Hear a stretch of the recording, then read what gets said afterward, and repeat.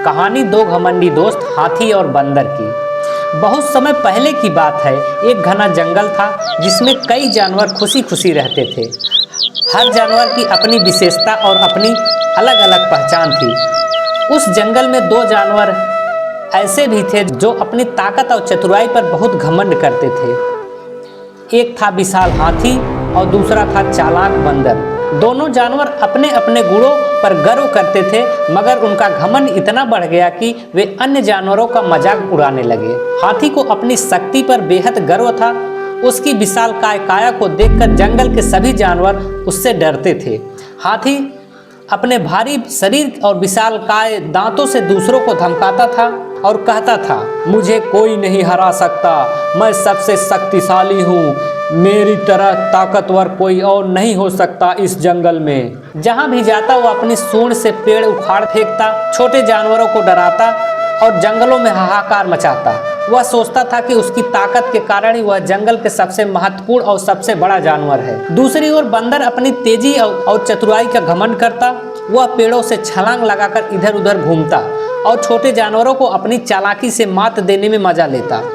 वह अक्सर जानवरों को चिढ़ाता और कहता, तुम सब मेरी तरह तेज और बुद्धिमान नहीं हो सकते, मैं तुम सबसे चतुर और चालाक हूँ। जब कोई भी जानवर उसकी चालबाजियों का शिकार होता तो बंदर उसे और भी चिढ़ाता। वह पेड़ों की शाखाओं पर उछल कूद करता और हंसते हुए कहता, मेरे सामने तुम सब बेकार हो। एक दिन जंगल में एक बड़ी सभा का आयोजन हुआ। जंगल के सभी जानवर वहां एकत्रित हुए और हाथी और बंदर दोनों भी आए। सभा में चर्चा हो रही थी जंगल में आपसी भाईचारे और शांति को कैसे बढ़ाया जाए, लेकिन हाथी और बंदर इस बात में रुचि नहीं ले रहे थे। वे दोनों आपस में ही अपनी ताकत और चतुराई की बातें कर रहे थे। हाथी ने गर्व से कहा, मैं जंगल का राजा हूँ, मेरी ताकत के आगे कोई टिक नहीं सकता। बंदर ने तुरंत जवाब दिया, ताकत से कुछ नहीं होता, असली ताकत तो बुद्धि में होती है, मैं अपनी चालाकी से किसी को भी मात दे सकता हूँ। इस बहस को सुनकर वहाँ मौजूद अन्य जानवरों को भी काफी हैरानी हुई। तभी एक जानवर लोमड़ी ने कहा, तुम दोनों का घमंड एक दिन तुम्हें बड़ी मुसीबत में डाल सकता है। उस समय जंगल में एक बड़ी समस्या थी।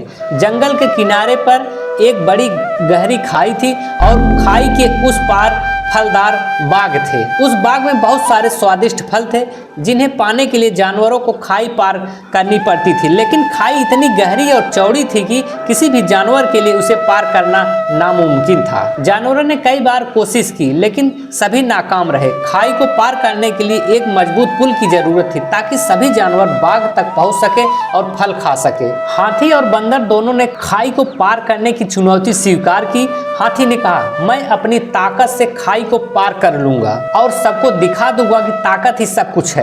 बंदर ने भी चुनौती लेते हुए कहा, तुम्हारी ताकत इस खाई में काम नहीं आएगी, मैं अपनी चालाकी से इसे आसानी से पार कर लूंगा। सभी जानवर उत्सुकता से देखने लगे कौन सफल होता है। सबसे पहले हाथी ने खाई के किनारे जाकर अपनी सूंड से पास में पेड़ को खींचा और उसे पुल की तरह खाई पर रख दिया।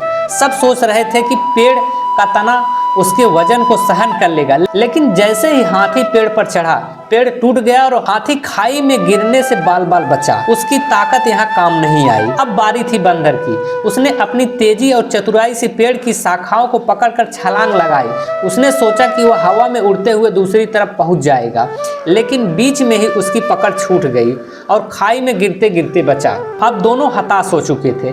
तभी समझदार लोमड़ी वहां आई और बोली, तुम दोनों का घमंड ही तुम्हारी हार का कारण है। इस खाई को पार करने के लिए केवल ताकत या चतुराई की जरूरत नहीं है, बल्कि सामंजस्य और एकता की जरूरत है। अगर तुम दोनों एक साथ काम करो तो वह खाई आसानी से पार हो सकती है।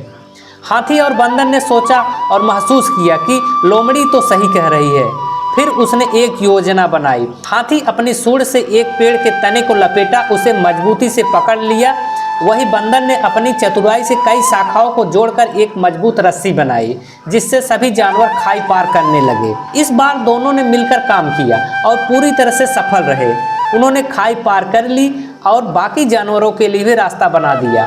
सभी जानवर ने मिलकर बाग के फल खाए और हाथी और बंदर की तारीफ की। उस दिन के बाद से हाथी और बंदर को समझ में आ गया था कि अकेले घमंड में जीना किसी भी काम का नहीं है।